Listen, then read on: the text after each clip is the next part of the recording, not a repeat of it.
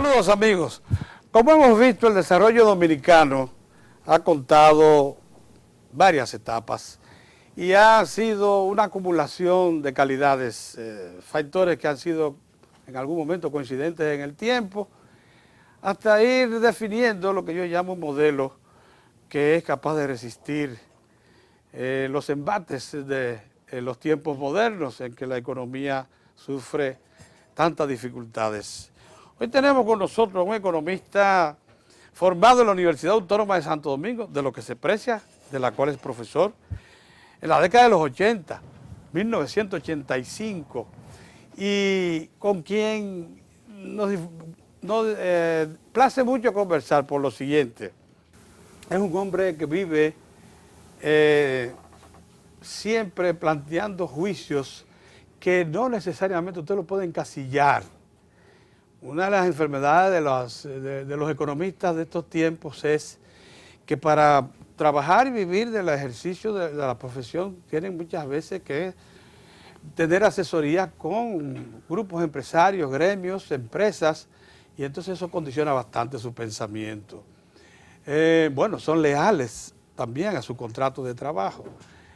Carlos Cuello es leal a la cátedra, de la que ha vivido por mucho tiempo y de la que probablemente se precie más que de cualquier otra cosa, de cualquier otra actividad en el ejercicio de la economía. Buenos días, don Carlos. Buenos días, don Pedro. Gracias. Bueno, usted tuvo, como los demás comparecientes a esta serie de trabajos, la oportunidad de leerse la visión completa. Y entonces eso me obliga a tratar de, con un académico, de plantear la cosa entonces en términos globales. Una de las primeras preguntas que se me ocurre hacerle es, ¿por qué usted cree que tuvo que ser en la década de los 60 y más bien en el segundo lustro de los 60, o sea, del 66 al 70, cuando se define lo que llamamos el modelo económico dominicano? ¿Por qué institucional y legalmente es esa la época en que surge? ¿A qué usted interpreta? Bueno, entre otras cosas porque la década de los años 60 está marcada por el conflicto de abril. Y como es natural, esa guerra de abril, digamos que definió lo que es el antes y el después de la economía dominicana. Porque si bien es cierto que esa década fue muy accidentada con la caída de la dictadura y todo lo que implicó el reordenamiento de la economía dominicana después de la dictadura, en lo cual yo pienso que la guerra de abril fue una consecuencia, ¿no? Y no sé hasta qué punto, si una necesidad para que se definiera lo que era el devenir de la economía dominicana, ¿no? A partir de ahí, lógicamente, ese grupo ese grupo económico que se benefició o se aprovechó de lo que fue la estructura trujillista, pues yo creo que pasó ya a ocupar su espacio, o sea, logró hacerse su espacio después de la caída de Trujillo. Y por supuesto el Estado, que emerge como un gran empresario, el mayor empresario de la economía, con todo lo que comparte de lo que todavía quedaba, que era bastante, ¿no? De ese conglomerado de Trujillo se creó CORDE, se creó incluso, que me llamó mucho la atención de tu trabajo, aunque con anterioridad al 65 ya se habían aprobado algunas leyes, como fue la ley de mercado de valores, que todavía yo creo que es uno de los grandes de los grandes limitantes del desarrollo del mercado dominicano. O tarea por materializar. Exacto, sí. Exacto. Pero aun cuando se habían creado algunas leyes, la realidad es que tuvieron su empujón, digamos, su despegue, después del 65 y ya con un gobierno como el del doctor Joaquín Balaguer. Así es, mire, a mí también me llamó mucho la atención encontrarme, cuando me puse a averiguar en todos estos asuntos, un famoso decreto del 67. Decreto ley. Un decreto que emitió el presidente disponiendo que el turismo pasaba a ser una actividad básica del país, principalmente el turismo que procurara visitas del exterior. Pero no disponía de recursos con los cuales propulsar el fondo alguno. Nada, solamente era una declaración de intención lo que contenía ese decreto, 1 cuartilla y media apenas. Correcto. Lógicamente después, como todos sabemos, vino la ley 299, vino la ley que crea el sistema también de promoción turística, ya con una conformación plena, la ley que fomenta las zonas francas, y en general lo que yo llamo el modelo. Ustedes saben muy bien que yo he creído que el modelo económico dominicano tiene 4 grandes pilares.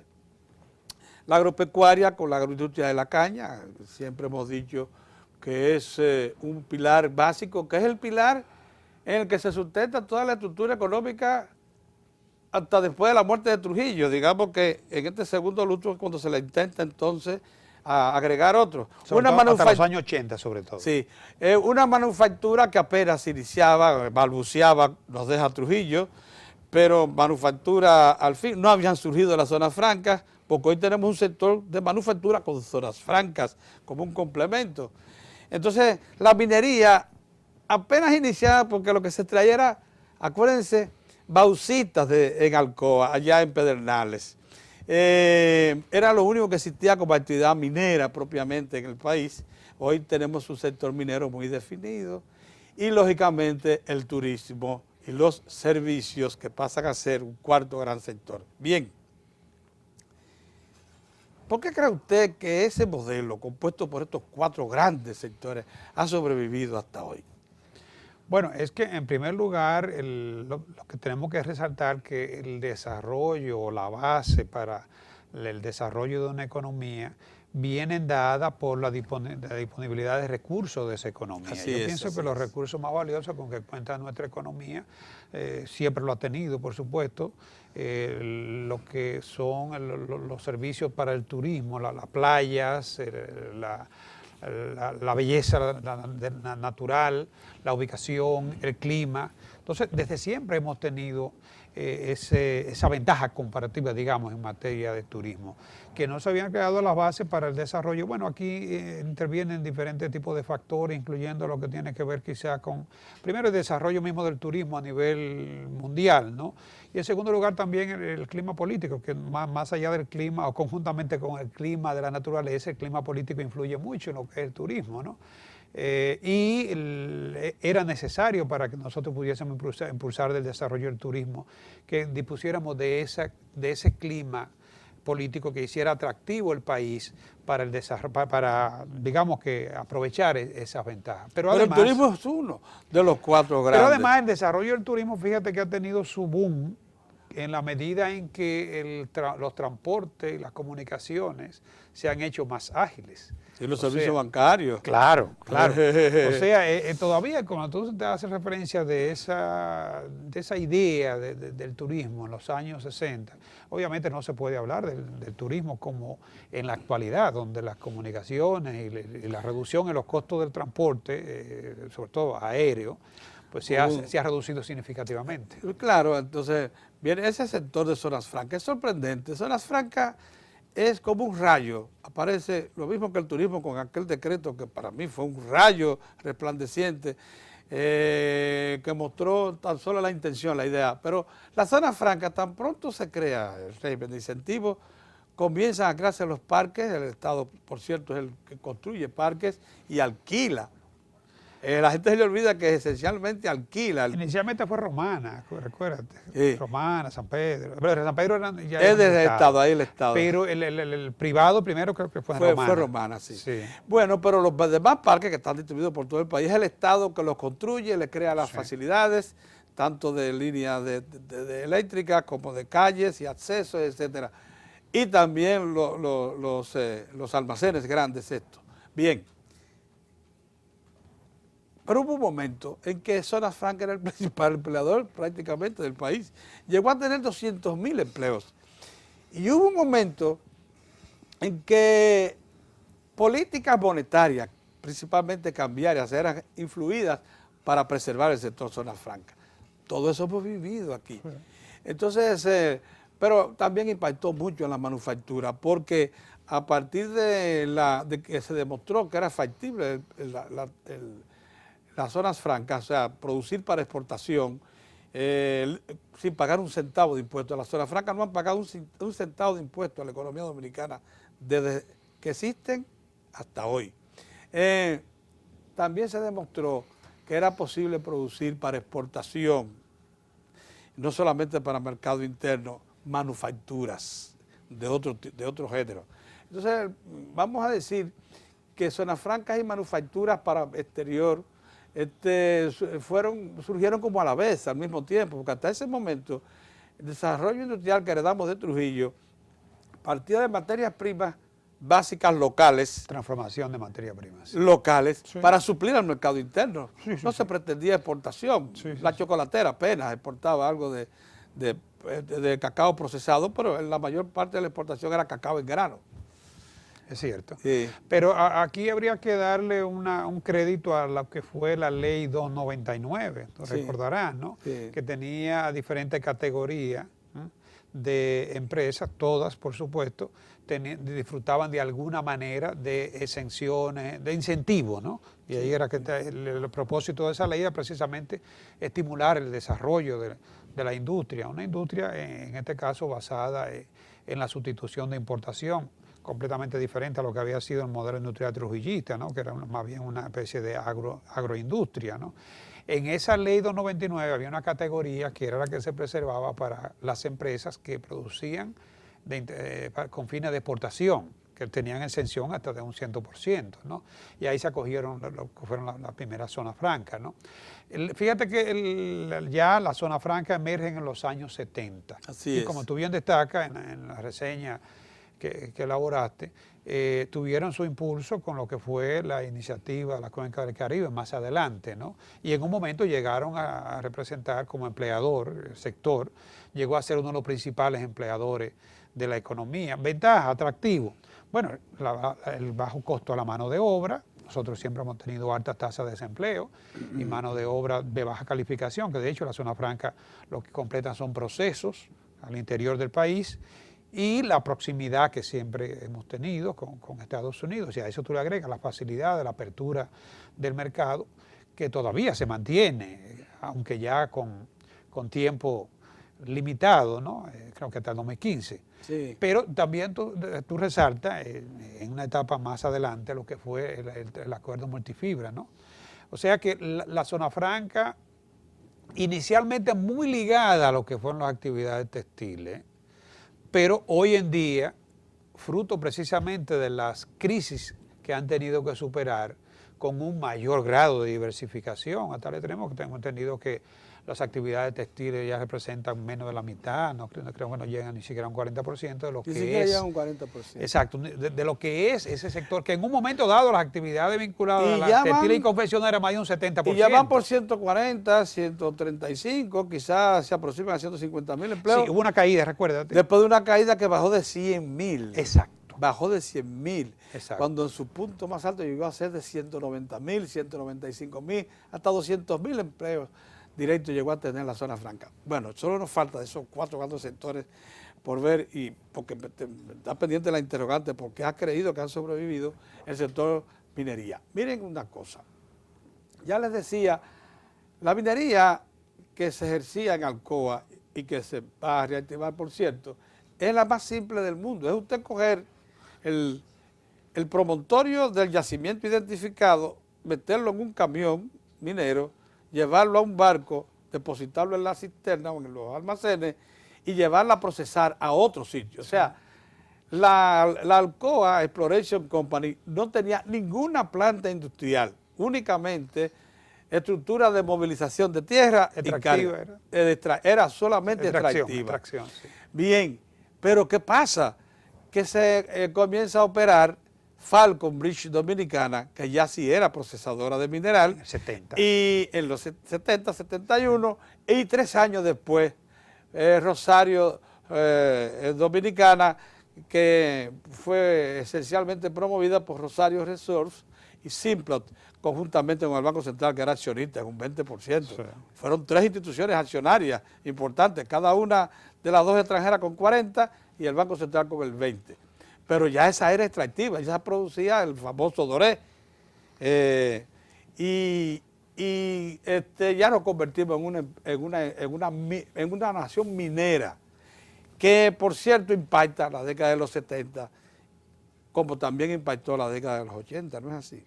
Es cierto, la minería yo creo que clave para analizar el periodo de la década de los 70, la minería, o sea, el rol que juega la minería en este caso. Tú recuerdas para esa época tú recuerdas seguramente lo que fue la campaña contra las multinacionales.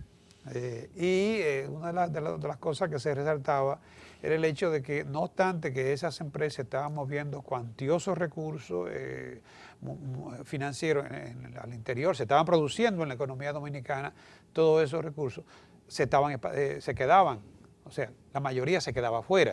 Bueno, yo publiqué en la noticia, me acuerdo como ahora, reportajes que demostraban que en los primeros 15 años de explotación, estamos hablando del 87, sí, de Falcon Bridge Dominicana había exportado unos 1.500 y tantos millones de dólares y solo había ingresado al país 15 millones, o sea, el 1%. Exacto, o sea que la mayor parte de producto de esa producción se quedaba en el exterior. Así es. Posteriormente los contratos fueron revisados. Incluso te puedo destacar un dato. La Falcon Bridge en los primeros 5 años recuperó la inversión, que era de 180 millones de dólares, avalada en parte por el Estado Dominicano y parte de esos recursos con el Banco Mundial. Sí, la Corporación Financiera Internacional. Exactamente. Prestó, ellos aportaron de capital de su originalmente fueron 15 millones. De exploración, se les reconocieron 15. Y entonces al Estado le reconocieron 10. 10, que eran los 15. Que eran los 15. Exactamente. Así fue la cosa. 185 de Corporación Financiera Internacional, 5 de capital propio. Exacto. Y 10 del Estado. Exacto. Y el reconocimiento fue más bien de exploración. Y los 185 avalados por el Estado, de manera que ellos no corrían riesgo. Claro, pero en 5 años fueron recuperados. Sí, así fue. Esa inversión. Así fue. Y el país seguía beneficiándose muy poco de la inversión. Posteriormente fue revisado el contrato y hubo una participación más significativa. No, en el año 88, cuando Balaguer ordena parar las exportaciones de ferroníquel y revisar el contrato, en ese mismo año le entraron unos 80 y tantos millones de dólares. Sí, pero antes hubo una revisión donde hubo... Esa fue la revisión.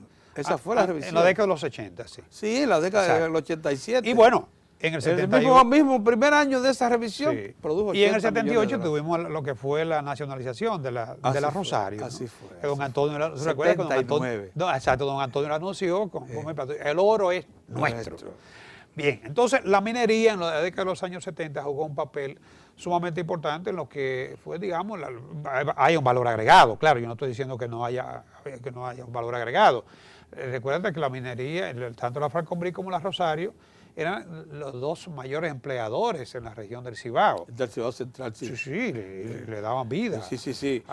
La Vega, Monseñor Noel, Cotuí. Sí. Han vivido. Esa zona del Cibao Central, ¿no? Sí. Entonces, el problema de la minería siempre fue lo que destacábamos antes, que la participación del Estado, en términos de impuestos, siempre fue limitada. Hasta los años 80, cuando ya el doctor Balaguer reivindica el Estado. Exacto, se reivindica y por lo menos a lo largo de los años 80 ya los aportes fueron más significativos. Así fue, sí. Bueno, bien. Entonces, pero sin embargo, fíjense cómo son las cosas. En los últimos tiempos, los sectores más involucrados con el desarrollo nacional, los involucrados directamente, estamos hablando aquí de los gremios empresarios más importantes, Consejo Nacional de la Empresa Privada, Asociación de Industria de la República Dominicana. En los años 60 también. Sí, que ya existía con otro nombre, pero en los últimos tiempos estos grupos de empresarios y algunos economistas y también centros de estudios económicos han dicho que el modelo está agotado y que por tanto al modelo necesita cambios.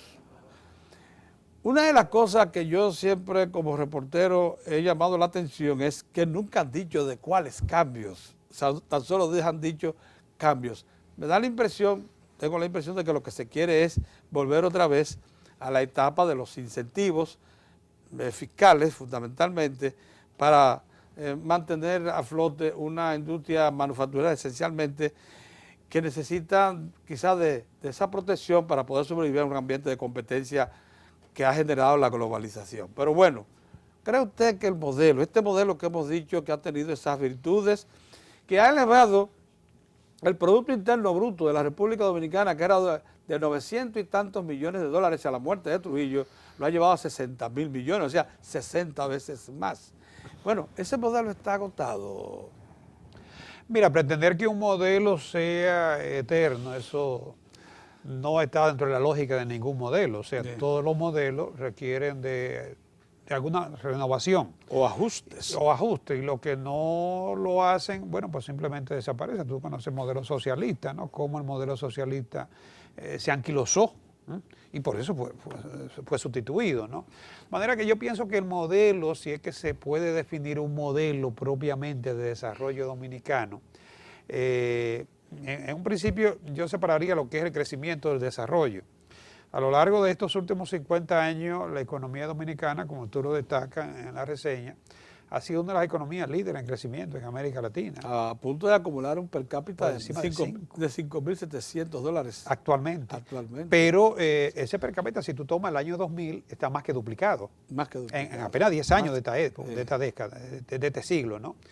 Pero ese modelo que nos ha permitido crecer a más de un 5% en 50 años, en el largo plazo, que ahí donde sorprendente. Ahí donde, sí, por encima de la media de América Latina, ¿no? Sin embargo, con todo y que hemos logrado digamos que buenos niveles de acumulación del capital, eso es innegable, eso está a la vista, ¿no? Tiene sus sesgos, si se quiere, en lo que es la distribución. O sea, se ha creado riqueza. Como tú bien destacas, el per cápita de la economía dominicana, en este momento, en tan solo 10 años, más que se ha duplicado. Y, debe ser el más alto de toda Centroamérica y Caribe, a excepción de Panamá, que por Costa Rica puede ser que nos aventaje no, Costa Rica un poquito, ¿no? Muy lejos todavía. Estamos entre los más altos de la región, excluyendo algunas islitas caribeñas, por supuesto, ¿no? Incluyendo los caribeños, que son 50, 60 mil habitantes, que si tienen unos ingresos importantes. Y son posesiones, básicamente, territorio, ¿no? Todavía en condiciones semicolonias, ¿no? Entonces, en el caso específico del modelo de crecimiento de la economía dominicana, sí hay frutos, hay logros, ¿no? Basados, como tú bien destacas, en esos grandes sectores de la economía. Esos son los sectores, de una u otra forma, con alguna que otro matice, con algunos que otros cambios. El sector azucarero, lógicamente, no es lo que fue en los años, lo que todavía era en los años 60 y aún en la década del 70, que yo te diría, ese sector, esa base económica tradicional fue la que sustentó digamos, la renovación de la economía dominicana, lo que fue el desarrollo del turismo. ¿De dónde emerge el turismo? ¿En qué se sustenta? En ese sector tradicional. Y de la penalidad que hay del 36% que se le impuso. Exacto, fue en ese sector que se basó lo que fue el desarrollo y el impulso de los demás sectores. Entonces, el modelo o esa economía ha permitido un crecimiento. Ahora, te decía que la debilidad ha estado en la redistribución, en cómo ese crecimiento se ha traducido en mejorar la condición y la calidad de vida de la población. Eso es un acertijo, porque todo el mundo está de acuerdo con que es así. Tan pronto ustedes buscan la explicación, llega, ciertamente. Yo no digo que no haya habido logros, ha habido logros. Ahora usted descarta el asunto del agotamiento como se está planteando, porque muchas veces planteamientos tan severos como estos lo que procuran es conseguir una determinada conquista. Y yo creo que se exageró la nota diciendo que el modelo se había agotado únicamente porque se procuraba una conquista coyuntural. Creo que el asunto se ha extendido demasiado en el tiempo hasta el punto de que sectores importantes de esos que hacen opinión pública han llegado a creer que esto es un modelo agotado. Y no se da cuenta que el modelo cada vez crea más riqueza, cada vez más se acumula más riqueza y cada vez se fortalece más. Una de las cosas que sorprendió a la nación dominicana el 16 de agosto del año pasado fue que el presidente de la República recién instalado, el licenciado Danilo Medina,